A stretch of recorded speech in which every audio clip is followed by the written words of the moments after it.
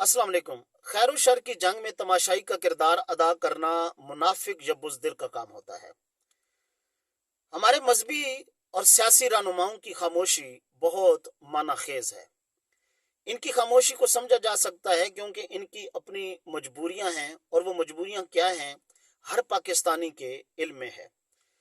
जब इस्लाम को पाकिस्तान में खतरा होता है, यानी इस्लाम को पाकिस्तान में यहूदियत के फैलने का खदशा होता है, तो हमारे मजहबी रहनुमा अपना गला फाड़ फाड़ कर पूरा दिन स्क्रीन की जीनत होते हैं और लोगों को बुला रहे होते हैं, पुकार रहे होते हैं कि निकलो अपने घरों से, आज इस्लाम को यहूदियत से खतरा है। आज वो कहाँ है मौलाना फजल रहमान, और आज वो ताहिर अशरफी टाइटैनिक मजहबी कहाँ है? आज इस्लाम को खतरा है और अहले इस्लाम को फलस्तीन में खतरा है, उनकी आज़ादी को खतरा है और उनके बेसिक फंडामेंटल राइट्स को खतरा है, तो उनके लिए कोई आवाज नहीं उठा रहा। तो उनकी वजूहात क्या हैं? दरअसल हमारे इन जो नाम नेहाद और सो कॉल्ड मजहबी और सियासी रहनुमा जो हैं, इनके अपने जाती मफादात होते हैं। एक इस्लाम और अहले इस्लाम के मफादात हैं और एक जाती मफादात होते हैं। जब अहले इस्लाम या इस्लाम के मफादात की बात आएगी तो ये इसी तरह छुपे हुए आपको नजर आएंगे जिस तरह आजकल छुपे हुए नजर आ रहे हैं। और जब बात इनके अपने जाती मफादात की होगी तो इनके गले जो हैं वो तकरीरें कर करके बैठ जाएंगे।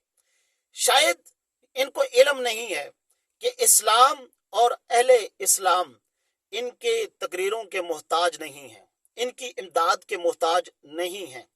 इंतहाई शर्मनाक लोग हैं ये, इंतहाई घटिया किस्म के लोग हैं ये।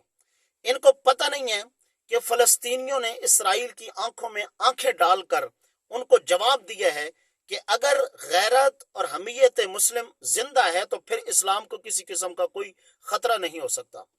मैं एक और चीज की यहाँ पे वजाहत करना चाहूंगा कि एक और सियासी रहनुमा ने ये बल्कि मजहबी रहनुमा भी हैं वो, और उन्होंने ये बयान दिया कि जी हम 5 लाख लोग भी भेज देते हैं और हम इतनी इमदाद पैसों की सूरत में देने के लिए, फलस्तीनियों को देने के लिए तैयार है अगर रियासत हमारा साथ देगी।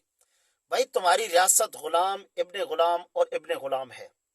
गुलाम जो है वो कभी भी आजादी सहर का नहीं सोचेगा, कभी ये नहीं सोचेगा कि आजादी की जो फजर है वो तुलू होगी, बल्कि वो इंतजार करेगा कि ये रात और कितनी लंबी होती चली जाएगी। हम तो गुलाम है भाई, हमारे अपने जाती मफादात हैं।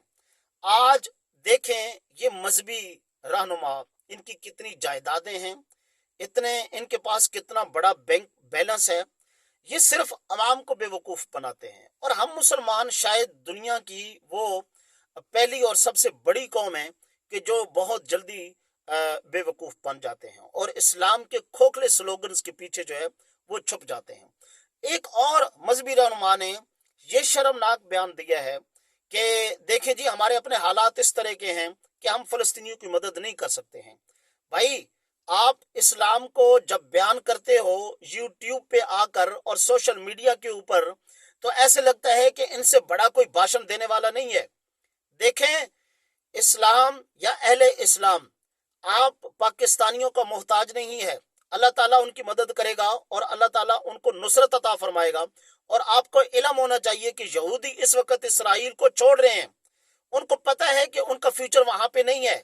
उन्हें हर वक्त अपनी जान और अपने माल का खतरा रहता है और वो वापस यूरोपियन कंट्रीज में आहिस्ता आहिस्ता डिस्पर्स होते जा रहे हैं। और इंशाल्लाह एक वक्त आएगा कि जब आपको इस एक भी इजरायली ढूंढने से उस इलाके में नहीं मिलेगा, क्योंकि अमन कायम नहीं हो सकता जब तक के मुसलमानों के जो बुनियादी मफादात और बुनियादी आज़ादी है उनको नहीं दी जा सकती।